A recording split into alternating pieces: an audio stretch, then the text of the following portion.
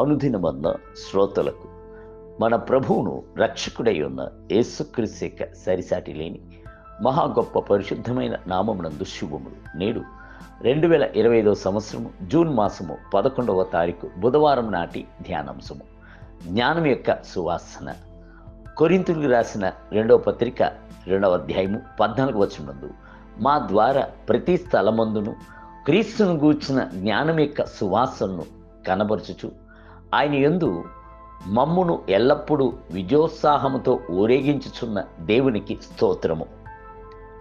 క్రీస్తును ఎరిగేటువంటి జ్ఞానమును గూర్చిన సువాసన అనున్నది ఒక ఆశ్చర్యకరమైన సువాసన అయి ఉన్నది.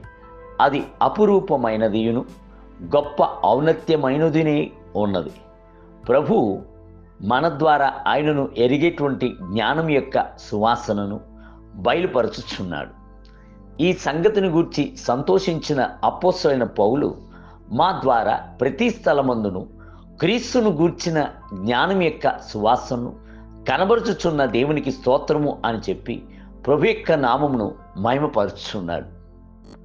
తమస్కు మార్గమునందు ప్రభు అపోస్తలుడైన పౌలును సంధించినప్పుడు మొదటిగా ఆయన హృదయం నందు తోచినదల్లా, ప్రభువా నీవెవరివి అను గొప్ప లోతైన ప్రశ్న. అపోస్తల కార్యములు 9వ అధ్యాయం 5వ వచనం. ఆయన ఎవరని తెలుసుకొనుటకు మన యొక్క పూర్తి ఆయుస్సు సరిపోదు. ఆయనను ఎరగవలనని అపోస్తలుడైన పౌలు తీర్మానించుట చేత ప్రభువు మొదటిగా ఆయనకు తన్ను తాను బయలుపరిచినప్పుడు, నేను నీవు హింసించుచున్న యేసును అని చెప్పాను. అపోస్తల కార్యం 9వ అధ్యాయం 5వ వచనం. దేవుడు గొప్ప ప్రేమ గలవాడు, కనికరము గలవాడు, వెలుగునై ఉన్నవాడు, మార్గమునై ఉన్నవాడు, గుమ్మమునై ఉన్నవాడు, సత్యమునై ఉన్నవాడు, జీవమునై ఉన్నవాడు. అదే సమయం నందు పౌలు అను సౌలుచే హింసింపబడినవాడుగాను ఉన్నాడు. అపోస్తలుడైన పౌలు ఇట్టి ప్రత్యక్షతతో నిలిచిపోక మరియు దేవుని ఎరుగుటకు ఆశించెను. నా ప్రభువైన యేసుక్రీస్తును గూర్చిన అతి శ్రేష్టమైన జ్ఞానము నిమిత్తమై సమస్తమును నష్టముగా ఎంచుకొంచున్నాను. మృతుల్లో నుండి నాకు పునరుత్థానము కలగవలనని ఆయన మానవ విషయంలో సమాన అనుభవము గలవాన్ని ఆయనను ఆయన పునరుత్థాన బలమును ఎరుగు నిమిత్తమును ఆయన శ్రమల్లో పాలివాడగుట ఎట్టిదో ఎరుగు నిమిత్తమును సమస్తమును నష్టపరుచుకొని వాటిని పెంటతో సమానముగా ఎంచుకొనుచున్నాను అని ఆయన సూచించుచున్నాడు. ఫిలిప్పీయులకు రాసిన పత్రిక 3వ అధ్యాయం 8, 10 మరియు 11 వచనములు. మీరు ప్రభువును ఏ స్థాయికి ఎరగవలనని కోరుచున్నారు, ఆ స్థాయికి ప్రభునకు ఇంపైన సువాసనను వీచుదు.